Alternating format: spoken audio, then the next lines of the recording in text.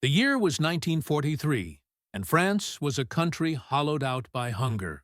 What bombs and shells could not level, starvation threatened to dissolve. In Paris, a city once proud of its cafes, its markets, its reputation as the very kitchen of Europe, there was only the sour smell of cabbage water drifting from apartments where families boiled the same leaves 3 nights in a row. Ration cards, tattered, thumbed by 1,000 anxious fingers, were the new currency, more valuable than money. Mothers pressed them into the hands of grocers who had nothing left to sell.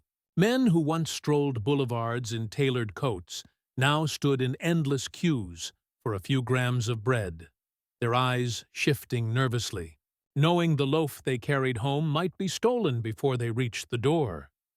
The German occupation had not only shackled the people's pride, it had eaten their very substance. The Reich demanded tribute in the form of France's harvest. Wheat, cattle, pork, butter, wine, all carted away in trains that rolled eastward, feeding German soldiers while French children's ribs jutted through their shirts.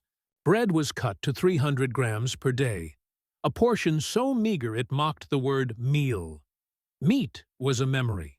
Potatoes rotted before they could be shared, and black markets flourished in alleyways where desperation made honest women barter wedding rings for a few lumps of coal or a slice of sausage of dubious origin.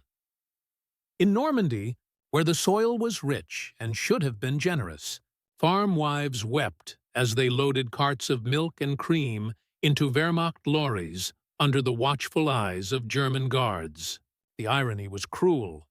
Barns were full, yet pantries were bare. Children lingered outside bakeries not for food, but for the smell. Bread had become not just sustenance, but myth, a symbol of a France that once was and might never return. It is one thing to be hungry. It is another to be humiliated. France was not merely starving. She was starving under the gaze of an occupier who mocked her weakness. Nazi propaganda leaflets sneered that the French were too soft, too decadent, unfit to resist, and the hollow cheeks of the people seemed to confirm the insult. Mothers told their children bedtime stories not of kings or castles, but of roasted chickens and buttered rolls, as if speaking the words aloud might conjure them into being. The sound of a child crying at night was often less about fear than the sharp, unrelenting pain of an empty stomach. In villages, suspicion spread like fever. Neighbors whispered about who had meat, who had butter, who was trading with the enemy. Sometimes the rumors ended with a knock at the door, a demand, or worse. Trust was rationed even more thinly than food. Hunger corrupted the very bonds of community, forcing people to choose between dignity and survival. To hoard was to live another day. To share was to risk collapse. And yet, even in that bleak arithmetic, some still offered half a crust to another, an act of defiance against the cold logic of war. For the women of France, the humiliation was sharpened by an additional cruelty. Many had been left to fend for families while husbands were prisoners of war, interned in distant camps, or executed in reprisals. They bore the weight of empty cupboards and the accusing stares of their children, who did not understand why their mothers could not fill their bellies. The market became a theater of shame. Women standing with baskets, waiting for hours, only to return home with nothing but a handful of turnips. Some fainted in the lines. Others sold their bodies for bread, their desperation exploited by those who had more. Occupation twisted hunger into a weapon that scarred the spirit as much as the body. The statistics tell the story in numbers cold enough to chill the blood. By 1943, caloric intake in occupied France had fallen to half of pre-war levels. Cases of tuberculosis, rickets, and anemia rose sharply. Children grew stunted, the elderly withered, and the mortality rate crept higher each season. Yet numbers cannot convey the sound of a spoon scraping the bottom of an empty pot, the silence around a table where no one dares speak of their hunger for fear of making it worse, or the weight of a mother's tears as she sends her children to bed with stomachs hollow as drums. And still, amid that despair, The French clung to memory. An old man might sit with his grandson and whisper of mornings when the boulangeries of Paris spilled light and steam into the streets, when baguettes crackled under the blade and butter melted across their golden surfaces. The child listened as if hearing a fairy tale. In those stories, bread was not just bread. It was France itself, whole and unbroken. The hunger made memory sacred. Yet hunger also made people watchful. Rumors swirled through towns and cities that the tide of war was shifting. The BBC's clandestine broadcasts hinted at Allied strength building across the Channel. Pilots falling from the sky were hidden and smuggled out, at risk of German bullets, in hope of something larger. Liberation. People whispered that when the Americans came, they would bring food. It was a fantasy, but fantasies are what starving minds cling to. Mothers told their children, "Hold on, someday the Yanks will come, and they will bring bread." But such hope was fragile, mocked by the grinding present. Even as spring turned to summer, the gardens gave only thin offerings. Lines at bakeries grew longer, the bread itself grayer, stretched with fillers of chestnut flour and sawdust. Yet the whispers grew louder. Across the Channel, armies were stirring. There was talk of fleets, of planes, of a second front. The French held their breath, though many dared not believe. They had known disappointment too many times since 1940. The hunger did not relent. In Marseille, women rioted when potato rations failed to arrive. In Lyon, children fainted in schools. In Paris, rats grew fat in the sewers while people scavenged weeds from parks. "We were always hungry," one woman later recalled. "From morning until night, it was like a shadow over us." And the shadow deepened with every train that rumbled east, carrying away the nourishment of a nation. Yet something was changing, subtle as the shifting wind. The Germans grew harsher, hungrier themselves. Their grip, though still strong, trembled at the edges. Resistance cells grew bolder. Graffiti bloomed on walls. Sabotage whispered through the countryside. The hunger remained, but it was now joined by another appetite: the thirst for deliverance. And that, too, was dangerous, for disappointment could starve the spirit more cruelly than an empty stomach. Then, in 1944, as the world tilted, rumors hardened into expectation. The skies thundered with planes, the beaches of Normandy churned with fire and blood, and the long-awaited liberation began. Yet, for the French civilians who emerged from cellars and shelters to greet the advancing Americans, liberation was not only the end of German rule, it was the end of starvation. For what the Americans brought with them, more than tanks or rifles, was abundance. The moment arrived in ways both grand and intimate. Convoys rolled through villages, soldiers tossing chocolate to children who had never tasted it. Mobile bakeries rose like miracles on wheels, turning out loaves so white and soft that French women held them as if they might vanish. Meat appeared again, steaming in pots, rich with a smell that made even the most stoic weep. For a people who had been told for years that hunger was their fate, the sudden sight of plenty was more than relief. It was humiliation turned inside out, an overwhelming mixture of gratitude, disbelief, and tears. But that first meal was not yet here. In the dark winter of 1943, the French still dreamed of it. They clung to ration cards, scoured markets, whispered rumors. They bore their hunger with the brittle pride of a nation broken but not destroyed. And though the bread had not yet come, they waited, eyes hollow, hearts uncertain, on the brink of a deliverance they could scarcely imagine. They came first as a sound before they were seen, the low rumble of engines echoing through narrow French streets that had not known such noise in years. Mothers clutched their children's hands, wary at first, for rumbling engines had often meant German convoys, confiscations, or worse. But then came the sight: olive-drab trucks rolling in lines that seemed endless, canvas covers pulled taut, stars painted bold on the sides. The stars were not swastikas. The uniforms were not gray. The helmets were different, broader, like inverted bowls. And in their wake came something the French people had almost forgotten how to feel: anticipation. Liberation was not an instant of trumpets and flags. It was a gradual realization, like dawn after a night so long one doubts the sun exists. The Americans arrived with dust, with noise, with an energy that seemed alien to war-weary Europe.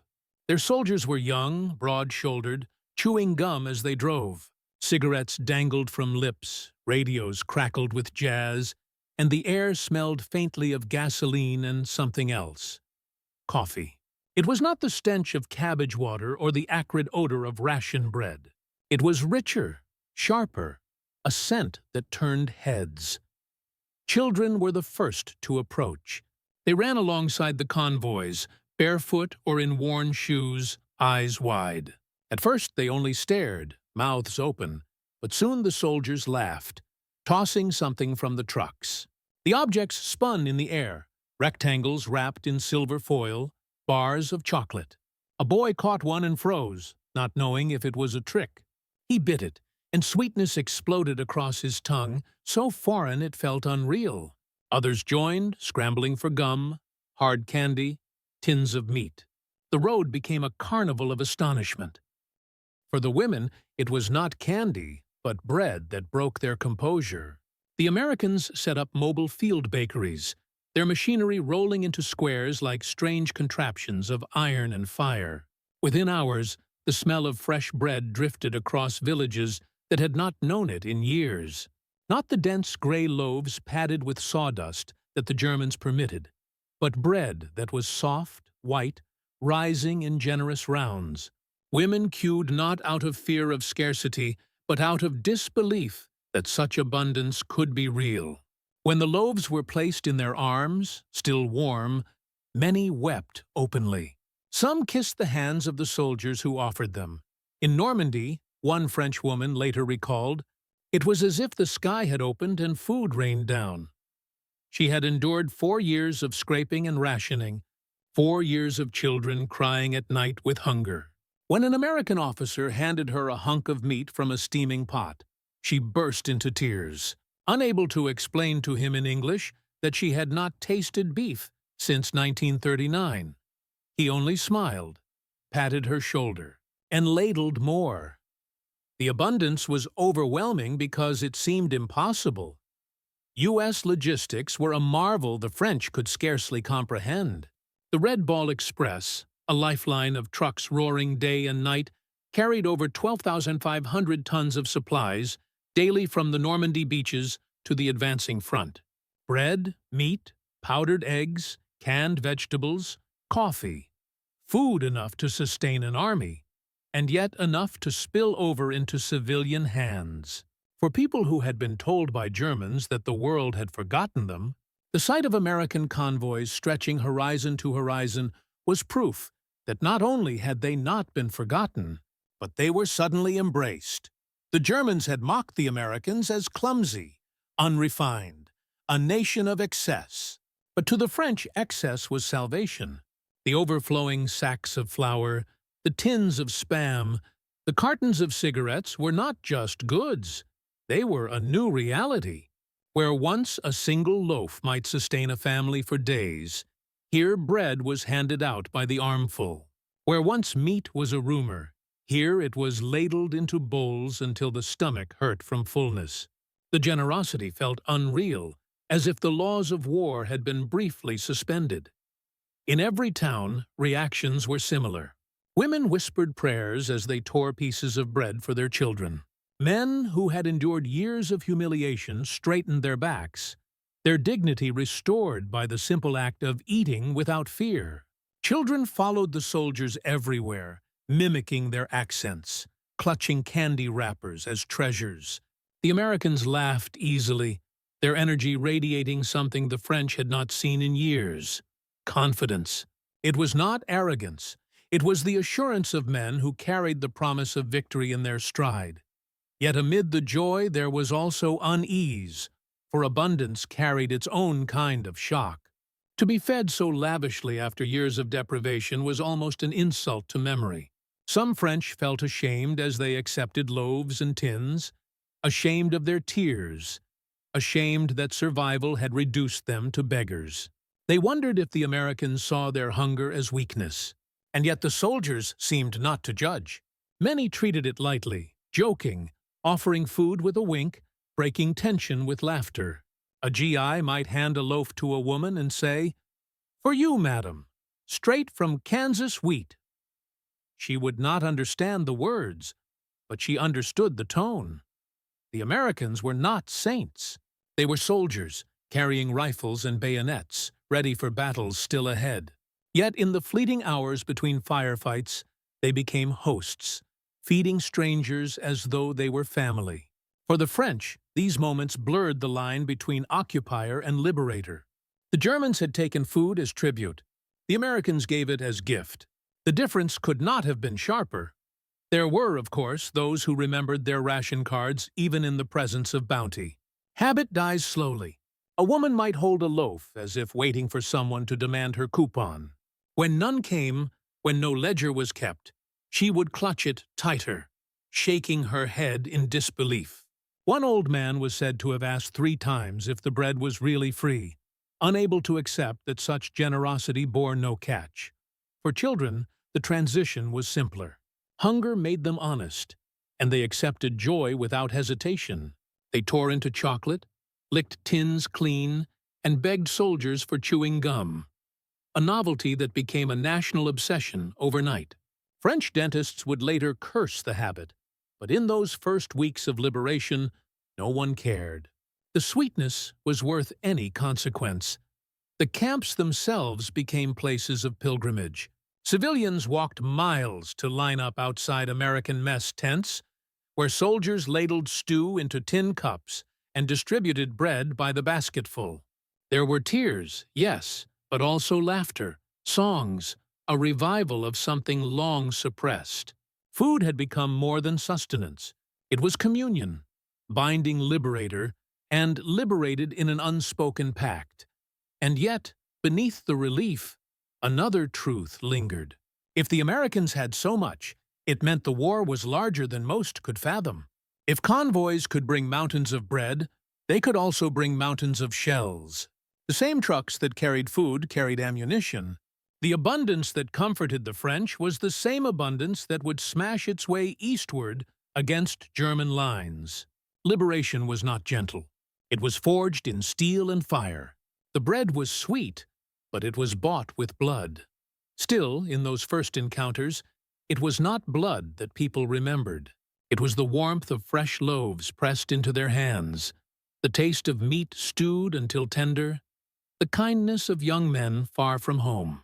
For women who had known only hunger, for children who had cried themselves to sleep, for old men who had lost faith in deliverance, the Americans' arrival was not just military, it was miraculous. And as the loaves multiplied, as chocolate bars passed from hand to hand, as tears fell onto steaming bowls of stew, an unspoken question lingered in the air. If food could break chains, what else might it do? If abundance could restore dignity, what new kind of power had arrived in France? One not of bullets and bombs, but of bread itself. The tent smelled of meat and yeast, an aroma so thick it clung to the canvas walls and drifted out into the waiting crowd.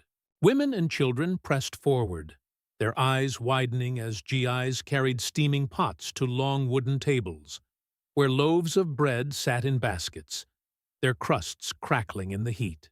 It was not simply a meal, it was a spectacle, a performance of abundance.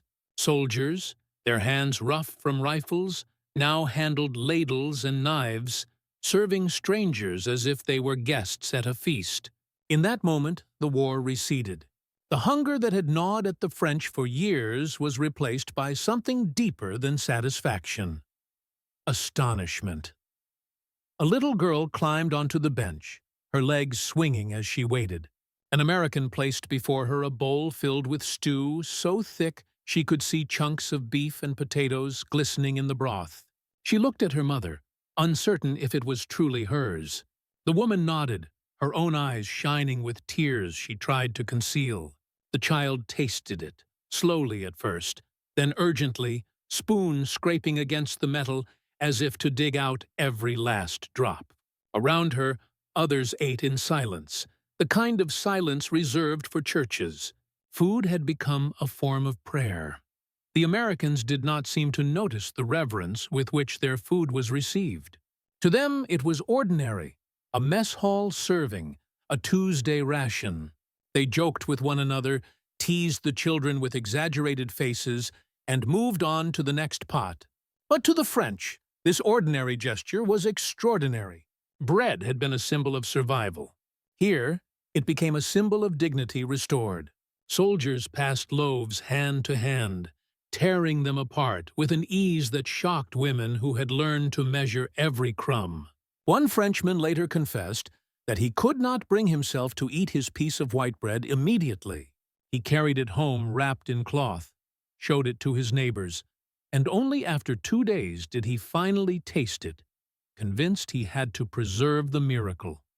The contrast was staggering. Under German rule, food had been a weapon, rationed to keep civilians weak and compliant. The occupiers had fed themselves at French expense, leaving the population gaunt, humiliated, dependent. The Americans, in a reversal as profound as any battle, fed the French freely. No coupons, no ledgers, no threats.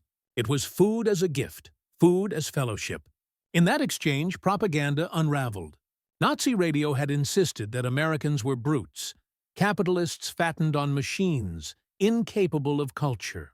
But here they were, laughing with children, breaking bread at wooden tables, serving meals that tasted of warmth and plenty. The myth of the enemy dissolved in the aroma of stew. The Red Cross took note, recording reports of morale rising in towns visited by American units. Local newspapers described scenes almost biblical in tone. Baskets of bread handed to women, milk distributed to children, butter spread thickly on slices that seemed impossibly soft. One paper wrote simply, "We ate until we could eat no more, and then we wept." Even the French clergy spoke of the meals in sermons, casting them as evidence of providence, that God had chosen to remind his people of mercy through the hands of strangers. Not everyone embraced the generosity without question. Some wondered at the excess. If Americans could produce so much food for civilians, what else could they command? Was this abundance not merely kindness, but also a display of power, meant to awe as much as to nourish? The suspicion was not unreasonable. Food was a form of diplomacy, and the Americans knew it. A full belly was a more persuasive argument than any speech. The German army had lost not only because of bullets, but because their rule had starved the land. The Allies were winning not just with firepower, but with calories. For the French, however, the questions dissolved in the taste itself. A soldier's stew did more to heal humiliation than any lecture. Women who had felt abandoned by fate found themselves whispering thanks over bowls of meat. Children who had known only scarcity licked butter from their fingers, their laughter carrying across courtyards that had long echoed with silence. Even the men, proud, often ashamed of their helplessness, joined in the meals, their dignity restored not through rhetoric, but through something as simple as chewing without fear. German prisoners of war observed these scenes with astonishment. For them, food was rationed tightly, discipline enforced with severity. To see Americans feed civilians with the same rations they consumed themselves was unthinkable. Some muttered that it was wasteful, others that it was a trick. Yet in their eyes, too, lingered something else. Envy. The sight of enemy soldiers breaking bread with the people they had once subjugated was a humiliation, more cutting than any battlefield defeat. The Americans seemed largely unaware of the symbolic weight of their actions. For them, food was plentiful, logistics nearly inexhaustible. They joked that their army marched not on its stomach but on spam. But their abundance was revolutionary in France.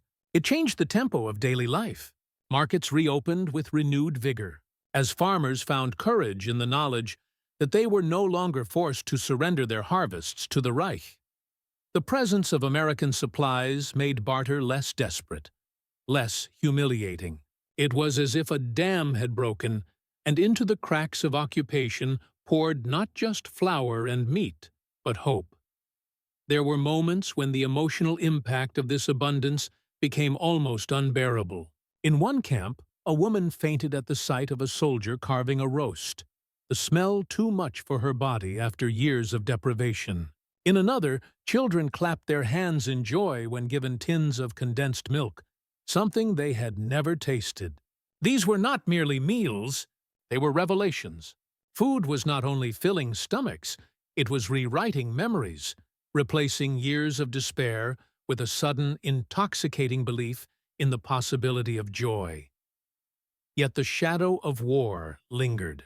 Even as they ate, the French knew battles raged nearby. They could hear the thunder of artillery, the drone of planes overhead.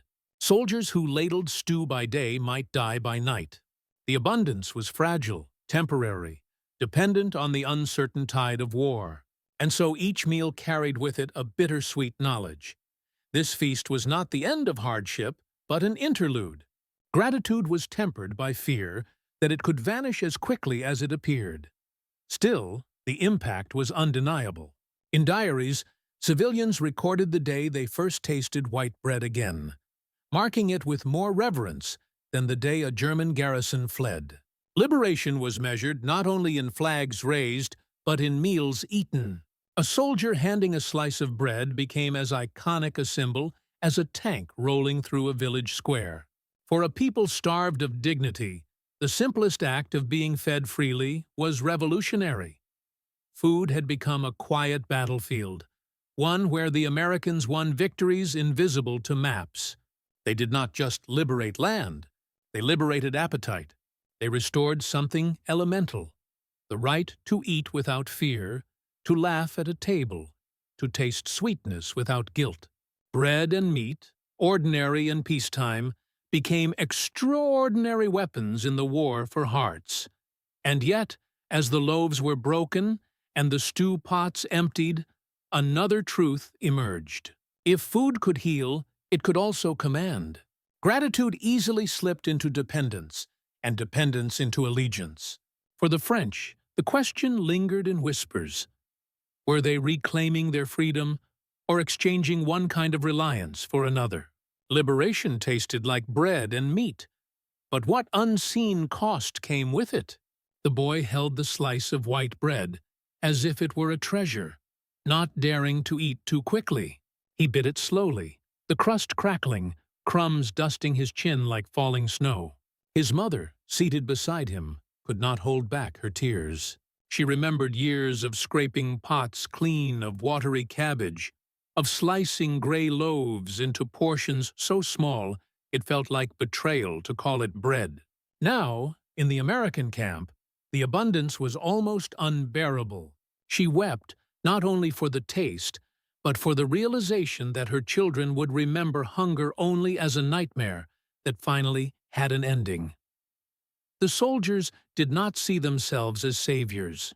They were young men far from home, doing what they had been ordered: distribute food, maintain goodwill, keep the French close as allies. Yet in their casual generosity, they became part of a transformation larger than they understood. They did not know that women tucked crusts into pockets to bring back to family waiting in cellars. They did not know that old men stared at steaming pots and whispered prayers of thanks, convinced they had lived long enough to see a miracle.